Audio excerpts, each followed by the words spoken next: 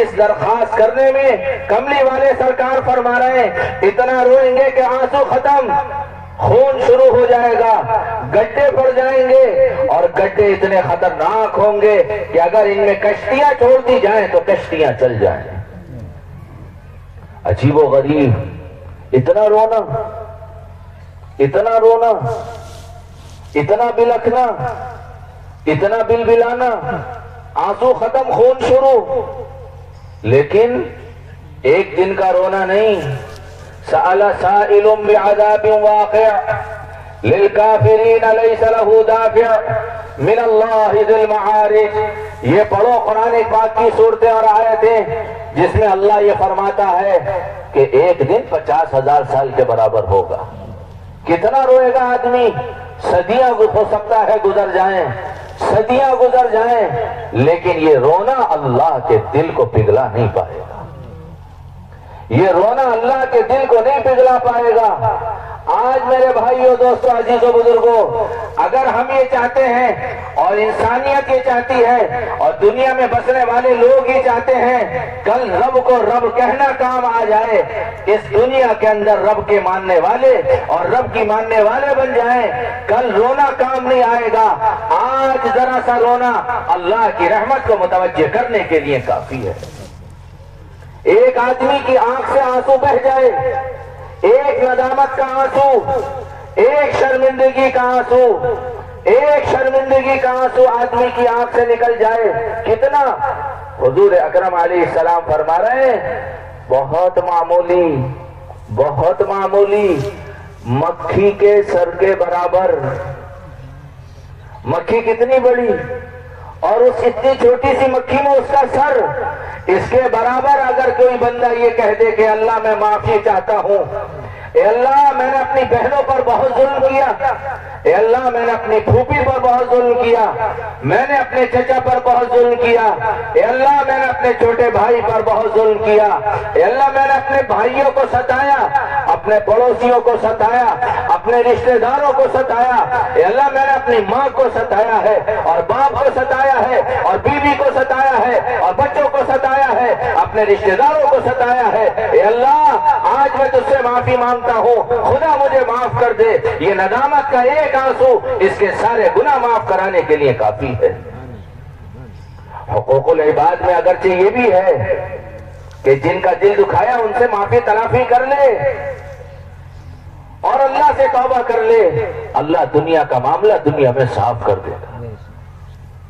یہاں کا رونا کام آئے گا، یہاں کا بلکنا کام آئے گا، یہاں کا تڑپنا کام آئے گا۔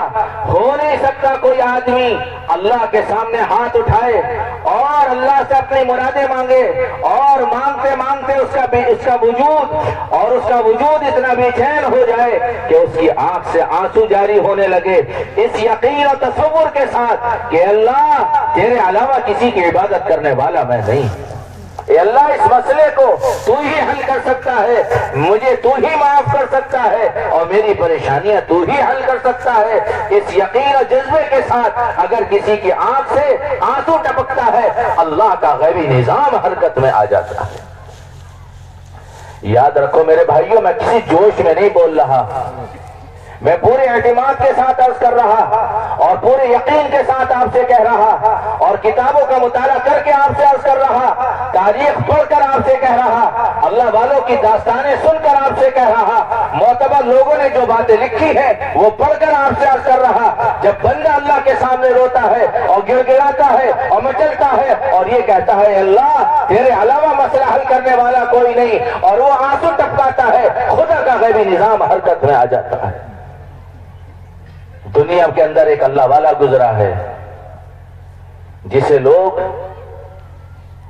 بادشاہ وقت کی نظر سے عام طور پر دیکھتے ہیں، لیکن وہ صرف بادشاہ نہیں تھا، وہ صرف حاکم وقت نہیں تھا، وہ کہیں کا صرف وائسرائے نہیں تھا، اسے دنیا سلطان صلاح الدین ایوبی کے نام سے جانتی ہے۔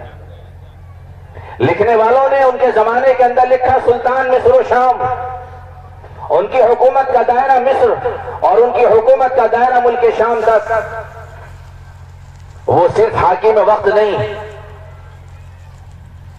لکھنے والوں نے قاضی بہاؤالدین شداد نے اپنی ڈائری میں لکھا ہے کہ یہ آدمی ایسا گزرا ہے سلطان صلاح الدین ایوبی کہ سفر اور حضر، مشکل اور خوشی، کسی حال میں اس اللہ کے بندے کی کبھی تہجد قضا نہیں ہوئی ہے۔ اللہ کا دین، اللہ کا نام، اللہ کا کام، اللہ کے نبی کا پیغام ساری دنیا کے اندر پھیلے اور انسانیت امن و امان کے ساتھ اس دھرتی پر رہے، اس دنیا کے اندر جیون ویتیت کرے اور دنیا کے اندر زندگی گزارے۔ ٹھیک ہے تم اللہ کو مانتے ہو نہیں مانتے، لیکن یہ طے کرو کہ ہم آپس میں لڑیں گے نہیں۔ تم جس کی عبادت کرتے ہو کرو، مسلمان جس کو مانے مانے۔ رسول اللہ نے بھی یہ پیغام پہنچایا تھا مدینہ المنورہ کے اندر، یہودیوں کو بلایا، عیسائیوں کو بلایا اور لوگوں کو بلایا اور یہ کہا کہ دیکھو میں اپنی دعوت یہ دیتا ہوں لیکن تم پر اپنا دین تھوپتا نہیں ہوں، تمہیں مجبور نہیں کرتا، تمہارا دل چاہے قبول کرو نہ دل چاہے نہ مانو، لیکن مل بیٹھ کر یہ طے کرو ہم تم سے نہیں لڑیں گے، تم ہم سے نہ لڑنا۔ تم جیون آرام سے گزارو، زندگی سہولت سے گزارو اور ہم بھی کھل کر جینا چاہتے ہیں۔ سلطان صلاح الدین ایوبی رحمت اللہ علیہ نے دنیا کے اندر پیغام دیا۔ تاریخ لکھنے والے مجبور ہیں یہ لکھنے پر، مجبور ہے ان کا قلم یہ لکھنے پر کہ سلطان جس علاقے کو فتح کرتا تھا اپنی فوج کو یہ حکم دے رکھا تھا اس نے کہ خبردار کسی بچے پر تلوار نہ اٹھانا، کسی عورت پر تلوار نہ اٹھانا، کسی مذہبی آدمی پر تلوار نہ اٹھانا، کوئی سروکار نہیں، ہمیں سے کوئی سروکار نہیں کہ وہ مذہبی آدمی ہمارے مذہب کا ہو یا دوسروں کے مذہب کا ہو۔ اگر وہ آدمی مذہبی ہے اور جنگ میں شامل نہیں ہے اس کا خون بہانا ہمارے لیے جائز نہیں۔ اور جس ملک کو اور جس علاقے کو صلاح الدین کی فوجوں نے فتح کیا ہے، ملک فتح کرتے ہی اعلان ہوتا تھا اے لوگوں گھبرانے کی بات نہیں، ہم تمہیں اجاڑنے نہیں ہیں، ہم تمہیں بسانے آئے ہیں۔ لوگ یہ بات لکھنے پر مجبور ہیں۔ ایک وقت آیا سلطان کو اطلاع ملی کہ کچھ ناعاقبت اندیش لوگ ہم پر چڑھائی کر کے آ رہے ہیں، سمندر کے راستے سے آ رہے ہیں، بہت بڑی فوج لے کر آ رہے ہیں، ساری چیزیں ان کے پاس موجود ہیں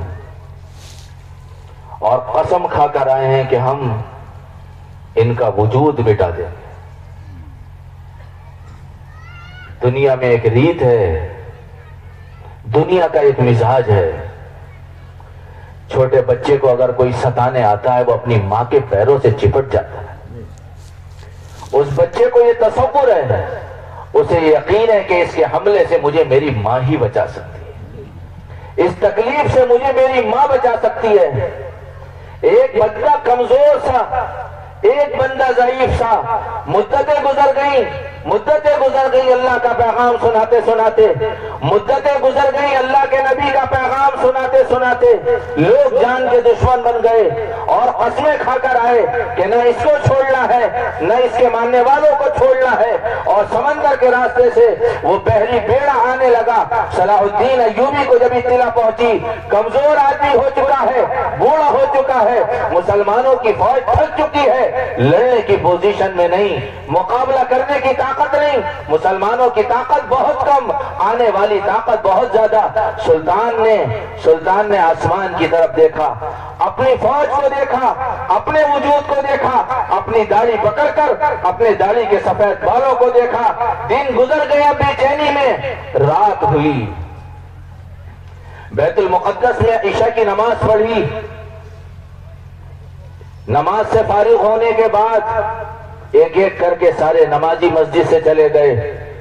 قاضی بہاؤالدین شداد نے لکھا ہے جو عینی شاہد ہے، جب سب چلے گئے سلطان نے دروازے بند کیے اور بیت المقدس کے منبر کے قریب آ کر سلطان نے اللہ اکبر کہہ کر نیت باندھی اور قرآن پڑھنا شروع کیا، اور جب سجدہ کیا ہے سلطان نے تو اللہ سے یہ کہا کہ الہ العالمین پوری زندگی تیرے نام پر وقف کی ہے، پوری زندگی میں تیرا تعارف کرایا ہے، تیرے نبی کا پیغام سنایا ہے، اے اللہ سنا ہے ایک فوج آتی ہے اور وہ قسمیں کھا کر آئی ہے، اے اللہ یہ تھوڑے سے مسلمان بچے ہیں، یہ لڑنے کی پوزیشن میں نہیں، یہ مقابلہ کرنے کی طاقت نہیں رکھتے، اے اللہ آج تیرا یہ بندہ صلاح الدین ایوبی تجھ سے رحم کی بھیک مانگتا ہے اور تجھ سے مدد کی بھیک مانگتا ہے، اور یہ یقین کرتا ہے کہ اللہ تیری مدد کے بغیر کوئی مدد کرنے والا نہیں۔ سلطان روتا رہا روتا رہا روتا رہا، لکھنے والوں نے لکھا ہے کہ اس کے آنسو دور تک بہتے ہوئے گئے ہیں، اور پوری رات یہ بلکتا رہا مچلتا رہا، اور اس کی آنکھوں سے آنسو ٹپ ٹپ گرتے رہے۔ فجر کی اذان ہوئی، فجر کی نماز پڑھی سلطان نے، اور نماز پڑھنے کے بعد جب بیت المقدس سے باہر نکلا سلطان صلاح الدین ایوبی، ایک آدمی پر نظر پڑی، محسوس ہوا ولی صفت آدمی ہے، لگا کہ کوئی نیک آدمی ہے۔ سلطان نے کہا حضرت بہت پریشان ہوں، کیا بات ہے کیا بات ہے؟ سنا ہے ایک فوج آتی ہے، ہمارے پاس طاقت نہیں، ہمارے پاس قوت نہیں، ہم لڑنے کی پوزیشن میں نہیں، ہم اپنا مقابلہ اپنا دفاع نہیں کر سکتے۔ اس اللہ والے نے سلطان کی بات سنی، سلطان کا وجود دیکھا، سلطان کا چہرہ دیکھا، اس کی سرخ آنکھیں دیکھی، وہ آدمی جو رات بھر رویا ہو اس کا چہرہ کیسا ہوگا؟ وہ آدمی جس کی آنکھوں سے رات بھر آنسو بہے ہوں اس کی آنکھوں کا کیا حال ہوگا؟ اس نے سلطان کی آنکھیں دیکھی، چہرہ دیکھا، وجود دیکھا، اور ایک ٹھنڈی آنکھ کھینچی، اور اس اللہ والے نے کہا سلطان مبارک ہو ایوبی، تیرے رات کے رونے نے اس سمندر کے جہاز کو پانی میں ڈبو دیا، تیرے رات کے رونے نے جہاز کو پانی میں ڈبو دیا۔ سلطان نے ہاتھ اٹھائے اور یہ کہا خدا تمہاری زبان مبارک کرے۔ وقت گزر گیا، اطلاع پہنچی کہ اللہ نے اس پورے قافلے اور پورے بیڑے کو سمندر میں غرقاب کر دیا۔ اللہ ہے، عالم ارواح میں بھی رب کہا، عالم آخرت میں بھی رب کہیں گے، لیکن عالم آخرت میں رب کہنا کامیاب ہو جائے۔ حضرت مولانا یوسف صاحب رضی اللہ مرقدہ فرمایا کرتے تھے اس کے لیے ضروری لازم ہے کہ یہ دنیا کی زندگی میں آدمی رب کو ماننے والا اور رب کی ماننے والا بن جائے، رب کو ماننے والا بن جائے اور رب کی ماننے والا بن جائے۔ حضور اکرم صلی اللہ علیہ وسلم نے یہ دونوں کام کیے ہیں۔ یہ ہماری جماعتوں کی نقل و حرکت، یہ کسی تنظیم کی نقل و حرکت نہیں، یہ کسی جماعت کے نمائندے نہیں، یہ کسی تحریک کے نمائندے نہیں، یہ کسی خاص فکر کے نمائندے نہیں، یہ میرے بھائیوں نمائندے ہیں اللہ اس کے رسول کے۔ ہماری جماعتوں کا کام ہے شہر دانگ عالم میں، گلی گلی، نگر نگر، ڈگر ڈگر، اپنے ماحول میں، بناؤ ماحول میں، موافق ماحول میں، مخالف ماحول میں ایک صدا، ایک آواز لگانی، اے لوگوں اللہ کی مانو، اللہ سے ہوتا ہے، اے لوگوں اللہ کو جانو، اللہ کی مانو، اللہ کی مان کر زندگی گزارو، اللہ تمہیں دنیا آخرت میں کامیاب کرے گا۔ یہ بول جماعت کا بول نہیں، یہ دعوت رسول اللہ کی دعوت ہے۔ اے لوگوں دین قبول کرو، اے لوگوں دین پر آؤ، دین کے تقاضے پر چلو، خدا تمہاری دنیا بھی بنائے گا، آخرت بھی بنائے گا۔ یہ کسی جماعت کا بول نہیں، یہ کسی مرکز کا بول نہیں، یہ رسول اللہ صلی اللہ علیہ وسلم کی وہ دعوت ہے جس دعوت کی صداقت قرآن نے بیان کی ہے۔ حضور اکرم صلی اللہ علیہ وسلم جس وقت طائف تشریف لے گئے اور وہاں جا کر آپ علیہ الصلوۃ والسلام نے اللہ کا تعارف کرایا کہ لوگوں دیکھو میری بات مان لو، میں تمہارے پاس سچی بات لے کر آیا، میں کوئی معمولی نہیں، تم میرا خاندانی بیک گراؤنڈ دیکھو، تم میرا خاندانی پس منظر دیکھو، اللہ کے بندو تم مکے والوں سے جا کر پوچھو، میری زبان نے کبھی حرف غلط کے طور پر جھوٹ بات نہیں کہی، میں نے کبھی مذاق میں بھی جھوٹ نہیں بولا، میں نے کبھی غصے میں غلط فیصلہ نہیں کیا۔ لوگ میری صداقت اور امانت کے قصیدے پڑھتے نظر آتے ہیں، لوگوں میرا کریکٹر لوز نہیں، میرے دامن میں دبا نہیں، میری پیشانی میں داغ نہیں، میری زندگی بالکل پاک و صاف ہے، میں کیا کروں؟ اللہ نے مجھے نبی بنا کر بھیجا ہے۔ اے لوگوں میری بات مان لو، میں تمہیں اللہ کا پیغام پہنچانے آیا ہوں۔ کسی نے کچھ کہا، کسی نے کچھ کہا، کسی نے کچھ کہا۔ حضور نے ان سرداروں سے کہا کہ بھئی ٹھیک ہے، تم میری نہیں مانتے نہ مانو، لیکن مجھے عام جنتا میں جا کر، اللہ کے بندوں کے پاس جا کر یہ پیغام سنانے دو۔ انہوں نے یہ کیا کہ حضور کا تعاون تو کیا کرتے، حضور کا تعاون تو کیا کرتے۔ میں یہ بات اس لیے عرض کر رہا میرے بھائیوں، یہاں میرا آپ کا اس پنڈال میں آ جانا یوں ہی نہیں ہے، میرے آپ کے یہاں آنے میں بڑی قربانیاں چھپی ہوئی ہیں۔ آپ ناراض نہ ہونا، میں آپ سے جملہ کہوں۔ ایک بچہ اور ایک لڑکا اپنے کارخانے میں کھڑے ہو کر اور اپنے کھیت پر جا کر یہ کہتا ہے لوگوں سے، لوگوں میرے کھیت کی طرف نظر نہ اٹھانا، میرے باپ نے بڑی محنت سے سینچا ہے۔ لوگوں اس زمین پر غلط نگاہ نہ ڈالنا، میرے باپ نے بڑی محنت سے خریدی ہے۔ لوگوں میرے مکان پر غلط نگاہ نہ ڈالنا، میرے باپ نے بڑی محنت سے بنایا ہے۔ ایک آدمی نے اپنے باپ کی بنی ہوئی پراپرٹی کی حفاظت کی، ایک آدمی نے اپنے باپ کے بنائے ہوئے مکان کی حفاظت کی، ایک آدمی نے اپنے باپ کے خریدے ہوئے کھیت کی حفاظت کی، اور اسے یہ احساس رہا کہ میرے باپ کی بڑی محنت، میرے باپ کی بڑی قربانیاں، میرے باپ نے بڑے مجاہدے کیے، یہ زمینیں خریدنے کے لیے میرے باپ نے قربانیاں دیں، فاقے برداشت کیے، لوگوں کی کڑوی کسیلی سنی۔ میں اس پراپرٹی کی حفاظت کروں گا، زمین جائیداد کو محفوظ رکھوں گا، اسے خرد برد ہونے سے محفوظ رکھوں گا۔ میرے بھائیو، اگر میرے سروں پر ٹوپیاں اور آپ کے جسم پر اسلامی لباس، اور آج ہم سب حسن پور کے اجتماع میں موجود ہیں اور ایک اللہ کو اللہ مانتے ہیں اور اللہ کے سامنے اپنی پیشانی کو جھکاتے ہیں، تو یوں ہی خام خواہ کسی نے کہا تھا یہ بے خودی بے سبب نہیں غالب، یہ بے خودی بے سبب نہیں غالب، کچھ تو ہے جس کی پردہ داری ہے۔ یہاں میرا آپ کا آ جانا اور اس نظام کا بن جانا، اس کے پیچھے بڑی قربانیاں ہیں۔ حضرت محمد صلی اللہ علیہ وسلم کی، آپ علیہ الصلوۃ والسلام طائف تشریف لے گئے، لوگوں سے کہا ٹھیک ہے تم نہیں مانتے نہ مانو، لیکن مجھے اپنے رب کا پیغام لوگوں تک پہنچانے دو، انہیں سنانے دو۔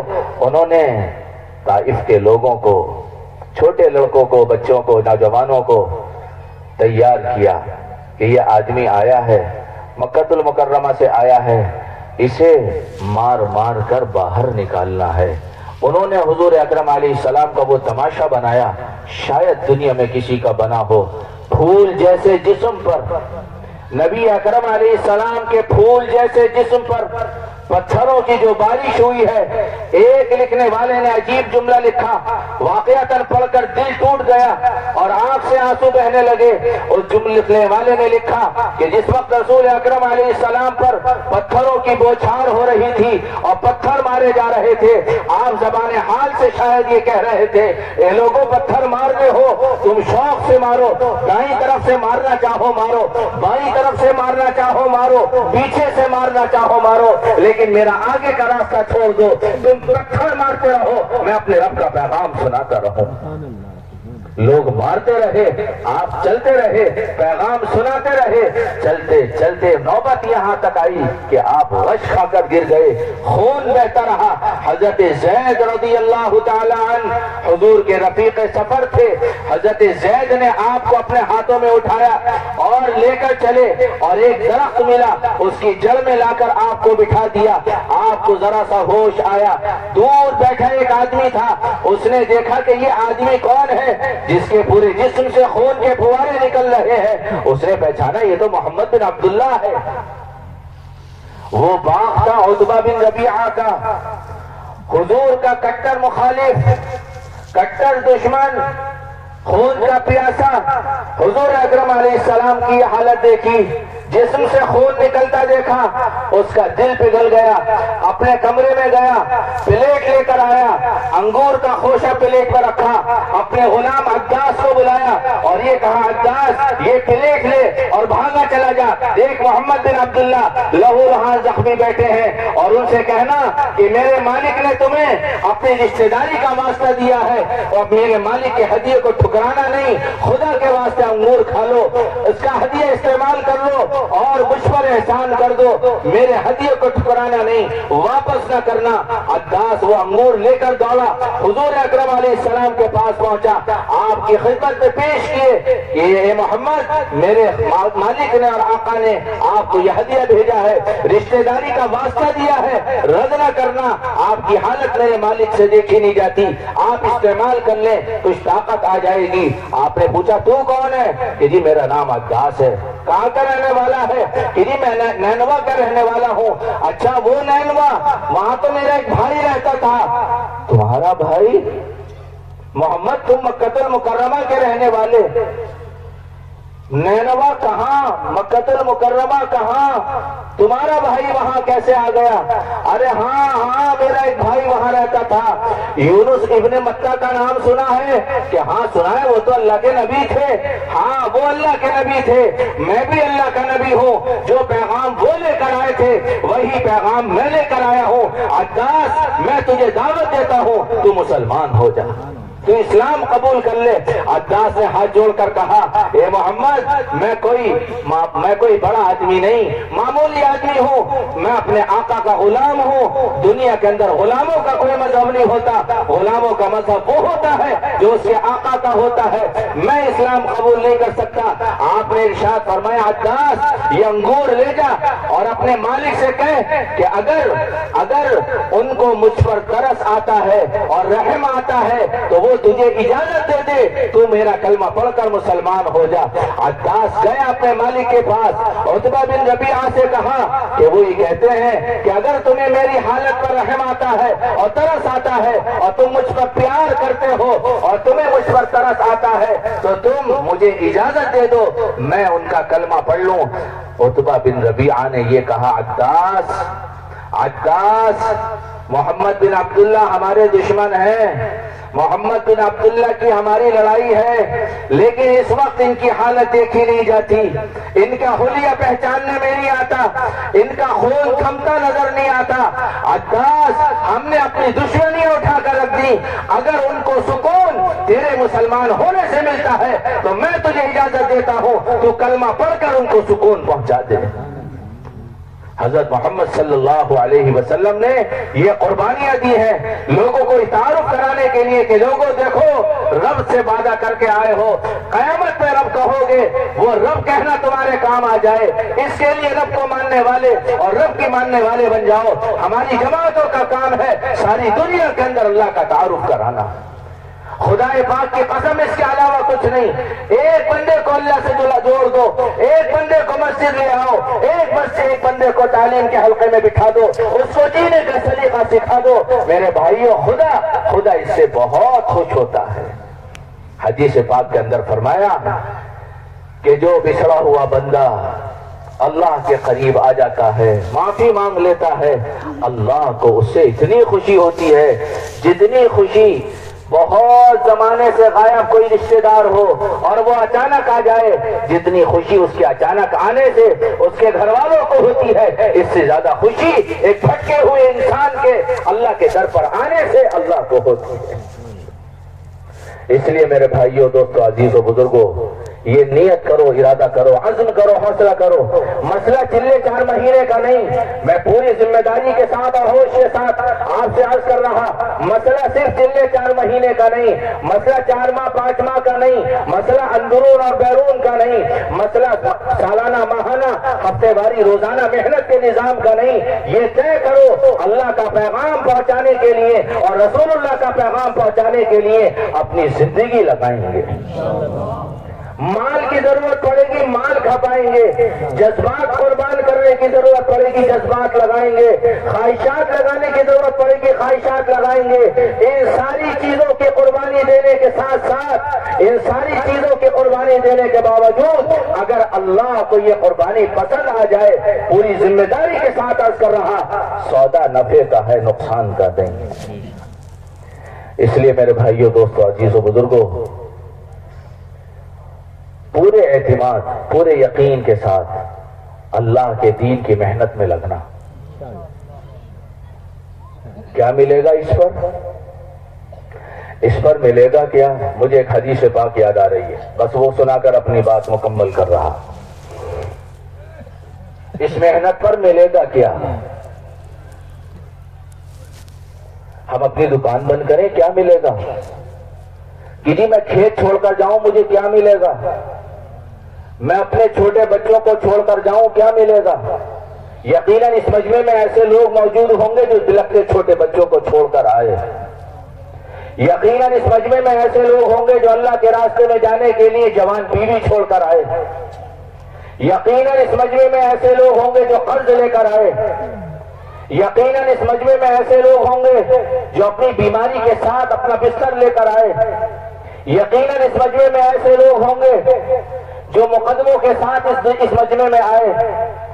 یقیناً اس مجمع میں ایسے لوگ ہوں گے جن کے سامنے حالات تھے نہیں، لیکن اللہ کے وعدوں پر یقین کر کے وہ اپنا بستر لے کر اللہ کے بھروسے آ گئے۔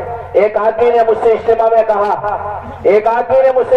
کہا کہ میرے حالات بالکل نہیں تھے، فی الحال میرے ہاتھ میں پیسے بھی نہیں تھے، لیکن آ جائیں گے انشاءاللہ۔